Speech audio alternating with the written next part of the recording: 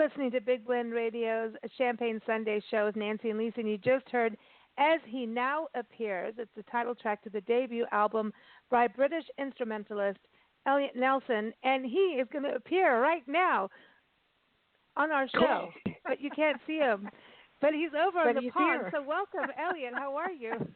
Thank you for appearing. Thank you. Yeah, I'm not too bad, thank you. I'm all right. Oh, thank you. It's good to have you on the show. I've been listening to the album, and it's like, man, you go on like quite a journey. Like, really, there's some dark. I feel like there's like the bowels of hell, and then you're in like heaven land, and then there's peaceful walks on the beach, and then it gets into some crazy things with dolls. You know what I mean? This is a very interesting album. I dig it, but it's like you need to do soundtracks for movies. I'm serious. Thank you very much. I mean, I've done like a few soundtracks in the past for like silent films and stuff, but yeah, I mean, it's basically just it's like a 2-year journey of writing is the album, and that's kind of that's the premise of it. It's covered a lot of things throughout my life and a lot of changes, and that's why the songs change so much. It's just there to kind of, I don't know, we all go through different things, and sometimes whether we're aware of stuff or not, it's these changes happen, and you might look back on it and think how much you've changed as a person, and I guess that's why the music's quite odd in the way it changes. I don't know. No, I think it's really unique, and I think creatively, like, it's insane, and like in a positive way. I think that what's really great about it is you're listening to it, and life is full of changes, right? But when you're listening to something instrumental, you're able to combine the then and the now in one song. As He Now Appears is a really good example of that. If you listen to the background, I don't know what to explain what those sounds are, like the like that's more like an electronic sound. And then you have the string sound. So the string would be, to me, the past, and then the electronic thing is now the present, and it's like the two have merged. Oh, thank you very much. It's a very nice compliment.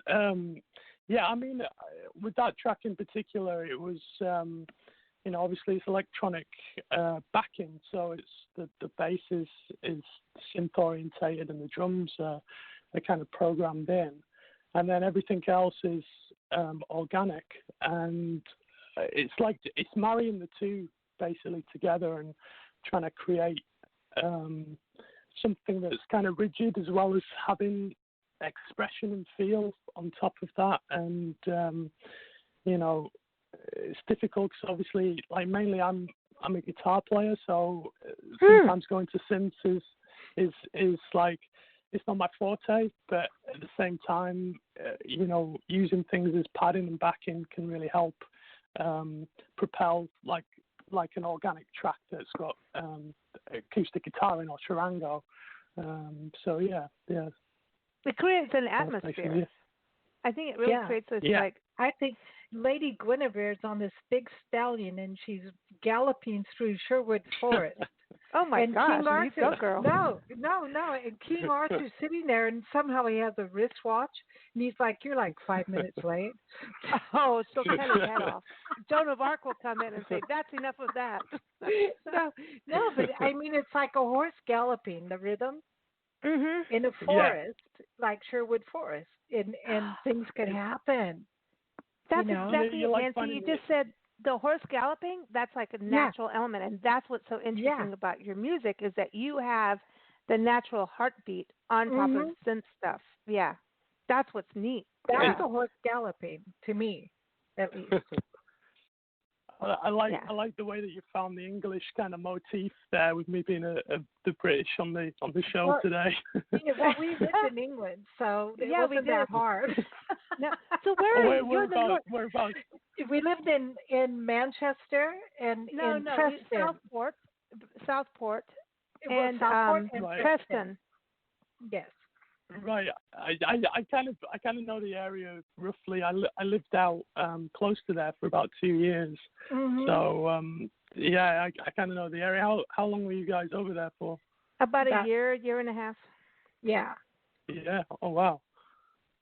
Yeah, and then that was between Kenya and then England, then South Africa. But we went to Scotland and everything. But whenever we tell people we lived there, in Preston or Southport, they roll their eyes at us, and I'm like, stop it. I mean, it was fine. The beaches were different than what we were used to in Kenya. You know, we were used to tropical, and so when we went to England, it was a shock to the system. So, you know, but that's, speaking of which, okay, the beach, talk about this beach waltz, totally, that, like, you know, there's a thing about, like, the British beaches with you guys having the pebbles, and then there would be those, like, long shells. They're, like, long. They look almost like a long comb. You're talking about the clam shells. No, but they're long. They're like a long... The razor clams. Yeah. And I remember finding them on the beach, and then you think of cockles and mussels and all that. And I know that's Irish and everything more, but or Scottish, but the waltz, the beach waltz. You know, there's always like the crazy, weird things that you can go to on the beach. Like there's like the little, you know, you could maybe Blackpool. You'd go down to, like a little haunted house kind of thing, like the crazy mystical things that you could go to, where you go in the little room and it's weird with the weird mirrors and all that stuff. Like the beach waltz kind of has that, and then it like reminds me of fishing. The beach waltz song is that gets like interesting. Tell us about that song. That song, I have a thing about that song, the beach waltz, because it's quite a difficult song to explain because it's centered around an experience I had there with a relationship I was in for a few years, and so it's centered around kind of a first date in a sense, and how that impacted the next 2 years. So it's kind of, you know, it was purposely done into a waltz of what you'd expect a typical kind of beach song to be in a sense, but I wanted it to be slightly off key, and you know, but it's there to represent something. There was 2 years of, you know, of meeting somebody and going through a certain progression in life, and how that changes you and where you end up, you know, and that, you know, but it all started on a beach in Whitby, and basically that's the premise of it. It was there was a lot of kind of weird things of walking on rocks when the tide had come in and trying to escape the tide and stuff. So it's that kind of like jolt in it, you know. So, but yeah, it's kind of. Sorry, go on. Yeah. It's part of life, because you go on you guys have the rocky beaches and stuff, and then it's like, okay, now we're going to go up on the big rocks, right? And it's like, okay, and that's kind of what the ocean does to you. And I think the waltz and the ocean goes hand in hand, because the way the tides can be, and how you could be rocking in a boat, like there's a kind of waltzing thing, and I never thought about it that way, but it's true. I think the waltz is there's always that left out last beat, like for time, that's even killed. Yeah. Now you get into the waltz and you're like, oh, it's not happening. Oh, we're going back. Okay, 1, 2, 3, 1, 2, 3. It's not 1, 2, 3, 4. 1, 2, 3, 4 is very even and balanced. 1, 2, 3 is like, uh-oh. It was classical music's rebellion to the 4 time. The 1, 2, 3, 4. They said, I'm doing 3, 4. But I just know a waltz always leaves you a little bit uneven. Like, where's that last note? Come on, you know. Well, yeah, it's that jolting experience. I think that's what the waltz kind of creates. Is kind of slightly jolting. It's not there, but it is at the same time, and you know, and that was, like I say, it was done purposely. when I wrote the track, I just needed that in there dynamic, So if you're in a relationship and it's 4/4 time, you're good. But if it goes into waltz time, you're in trouble. You're in doo-doo. You're in trouble. You're in trouble because you get it's the wonky. It's that's why it starts with a W. It's wonky. It's like because that 1, 2, 3, and then like that. even when you try to dance and you do the dance like the 1, 2, 3, 1, 2, 3, and you have to count it really in your head because it's off kilter for us humans. We can't do 1, 2, 3, 1, 2, 3. It's off kilter. You have to have 3 legs or 1 leg to do a waltz. In our band, I think our guitarist, I remember him. I think he was totally hammered. Turning to somebody who says there's no such thing as 1, 2, 3 time. There's only 1, 2, 3, 4. And I looked at him. I'm like, that's why our band sucks. Yeah. But listen, but it's interesting because what you're writing instrumentally. I'm very, very curious. How are you documenting and creating this? I mean, I understand from writing lyrics. That's something I can understand, and writing guitar chords, I get that. I do not understand how you write your music. And, I remember back in the day you write musical notes and, guitar parts and keyboard parts and stuff, but now you're bringing these electronic sounds in and using all kinds of things. How do you, what are you doing, man? It's cool. Well, thank you again. I mean, it's weird. It's difficult to explain. I mean, a lot of it is instinct. Like a lot of this album was created like a musical journal. It was, I'm not fantastic at explaining myself in words, or if something happens in my life, it's hard to verbalize to somebody else to explain how I feel. And a lot of my music is that. It's that gap. That's what explains it. That's how I feel, So a lot of it's just going off instinct. And for 2 years of doing this album, I was on and off writing, and a lot of it is just going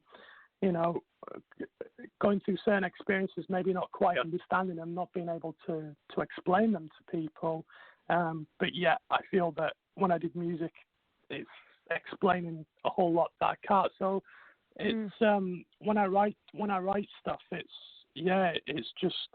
like a mood. You create a mood, and then of how you are, and then you express yourself through that mood, and everything else starts becoming clear once you know what you're expressing. You start knowing exactly where to take the track and what's needed, and that's basically how it kind of came to fruition. It was just that way out, and that's how I've always kind of been as a musician. It's always just been instinctive. I've gone off a lot of experiences and things that have happened, and just expressed them through music. A lot of it is so heartfelt. It's very heartfelt. Like, to me, it's very atmosphere. There's the ambiance, like you can feel something, but there's an emotional atmosphere and feeling that you're creating, which it's like, wow, it's pretty, it's powerful. It's not pretty powerful, it is. And so that's interesting to me, because I always look at instrumental being world music. I always look at classical music being powerful, but what you're doing. And so I would say about it, I would count it on my 10 fingers that I still have. Oh, good for you. Excuse me. But yeah, I would count it being like one of those albums that made me really like, you can do this instrumentally and have the same amount of emotion without it being world music and all of what. This is very new for me, what you're doing, and I was amazed at how you could have that emotion. Like, it's not dance music. You know what I mean? This is very, and that's why I said about you doing soundtracks to movies. It's very visual, and I think every time you listen to your music, you're going to have a different visual, which is really cool. It's about. I think a lot of.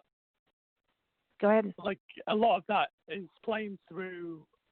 It is like it's having an idea of what you're writing about, and when you visualize things and you can put yourself into a certain place. Like there's a track called Piero, which is on the album, which is mainly electronic kind of track, and that's kind of that's about being quite isolated or insular, and and from that perspective, like it was writing about things, how I felt. At the same time, I had a vision of exactly what it needed to do, and I guess that's the soundtrack side of it is in my head.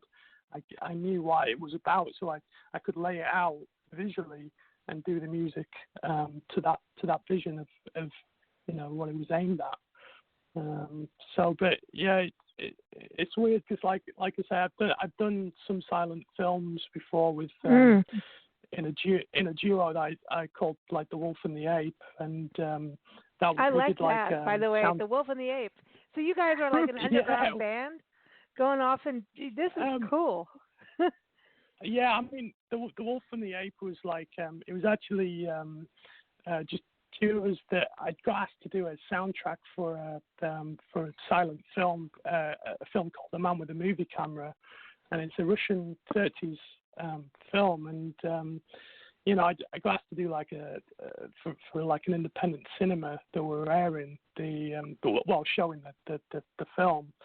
So I brought a friend in who was a drummer from my band, Honey Tone Cody, at the time, and the pair of us just kind of worked through it for about a year, and I guess that's where a lot of the soundtrack route came from, with the field of instrumental songs was through that, because I'd never done anything like that before, and I felt quite attached to doing music like that. It was quite different, and I'd never experienced trying to do anything like that before. So yeah, so I think that's where a lot of this stuff's come from. It's like an aftermath of things like that. So it's neat. But yeah, I think it's about creativity and doing something, not being told what you're supposed to do. Well, thinking outside the box. Yeah. Yeah, like I had this teacher that she'd come in and she'd put an object on the desk and say, write about it. And sometimes it's like a rock. And then it would be like, well, one time she bought in a bong. That was pretty cool. Yeah, I was like, dude. What did you just say? Yeah. She bought in a bong? Yeah. Oh, wow. And that's a lot of creativity coming out of that. She was the shortest little English lit teacher. And one time, as she turned it back, she was writing on the board, some dude threw a peach pit in her hair, and the class went crazy. They were so mad at him. He was lucky to get out of that class alive, because he was really, in our minds, like 80 years old or something. She was the coolest teacher ever. She was bringing something in and say, here's an object, write about it. And then when she graded your paper, she goes, I'm glad you think that, but here's some books that might help you look at it from different perspectives. She never said you were wrong or right. She just went, here, check this out. Because you seem to be on this angle. Check this out. I love that teacher. Yeah. I mean, but I think that's the thing is, though, is with anything is people will always take their own perspective on what something is, whether it's music or an object or film and stuff. And as a musician, I think it's obviously there's a reason why you're doing it, and there's a certain perception of it, and that anybody will always look at it in a different way, and that's that's good. It brings in a lot of flavor into what why we listen to music, and why we enjoy it and stuff, is because it always represents or relates a certain thing to each individual. That's important. I do want to ask you, because we're coming close on time, and I want to make sure we play another one of your songs for everyone to hear. Because I really wanted to play the Cats, but now we can't because of time. But I love because cats are interesting, weird creatures. Cats and otherwise is truly one of my favorites on the album. Oh, thank you. But what are you raising your champagne glass to? I mean, I know it's a little late for it's never late for champagne anywhere. What the heck am I saying? Like, what are you happy about? To be honest, I think like over this last year, like I've had quite a bit of a change and a lot of hard times and stuff, and I've got to be thankful for the people that have surrounded me, from my family to the people that have helped me with this album, and got behind me and believed in what I was doing, because it was quite hard doing it, because I didn't know how much people would like it, because I knew it was not your average listening music, So it was great to see, and get support from the people that really cared about what I was doing and believed in me. So I'm very grateful for that, and obviously to yourselves for putting me on this radio and playing my music. I'm really appreciative of that as well. Oh, well, we appreciate what you're doing for sure. Are you kidding me? This is really cool what you're doing. And as soon as I heard it, I'm like, dude, this is cool. And I hope more. I love what you were doing also, the silent film. I think that's really neat because, number one, silent film is a whole new thing where I almost want to say, this sounds really weird, but our world, with all the talking heads about what's going on in the world, and I don't want us to ignore journalism whatsoever. But I mean, real journalism. But I think we're tired of everybody telling us and talking at us that silent film. We need to remember that body language is one of the core pieces of communication, more than us. Yeah, I mean, we're radio, so I'm just taking myself out right now. But silent film has Here's a silent radio show. Oh, I'd love to do it. You see my middle finger all the time on things, but and then hearts, little hearts with my fingers too. So no. But there's something about silent film that makes you just kind of like, it's almost meditative, right? Where you and then if the music creates a scene, it is a way for us all to communicate internationally, and I think we need that. Yeah. Definitely. I mean, it's like a dream, and dreams can be, like I say, perceived in certain ways with certain things. And I think that, silence in a lot of ways and actions speak louder than words. And music obviously does as well, I think. Right. So everyone, we're going to play the Black Dot. And I want to play that just because talk about meditation. Like, is that where it comes from? Like, I'm going to zone in on the Black Dot. Do you know what? It's a part 2 to Cats and Otherwise. It's actually it's a part 2 to it. So there's a pair which is being manipulated in it from a cat that I lived with for a year or so. So so it's a part 2 to that. See, it's all about cats. It is. See, you understand that. Now, you need to look at the artist Victoria Chick. She comes on our show all the time. She's a figurative artist, and it's all about cat movement. And but then he also needs to hear Jeff Kozak's song about the cat. No, it's not Jeff. It was Marty Axelrod from the Tallman Group. Nine Cats. It's a song, Nine Cats from the Tallman Group, and Marty Axelrod wrote that. Oh, sorry. And yeah. Jeff Kozak was in the same band, but Nine Cats. I will send you that. But anyway, we're going to play the Black Dot, and everyone, the album is out now, and it is called As He Now Appears. Elliot, so should people go to Bandcamp to get it? SoundCloud? What's the best place? At the moment, it's probably Bandcamp. I think it will be released across the platforms pretty soon, but at the moment, Bandcamp's the main place. So, and Bandcamp rocks for musicians compared to everyone else. So, you know what? If you can support musicians through Bandcamp, do it. They actually get their money compared. Just saying, politically speaking. So here it is, the Black Dot. I want to thank all of our guests for joining us, all of our listeners, and also to Spontaneous. Thank you, Spontaneous, the Song Game, for sponsoring the show. Go to songgame.com. But here it is, the Black Dot. Thanks so much, Elliot. You take care.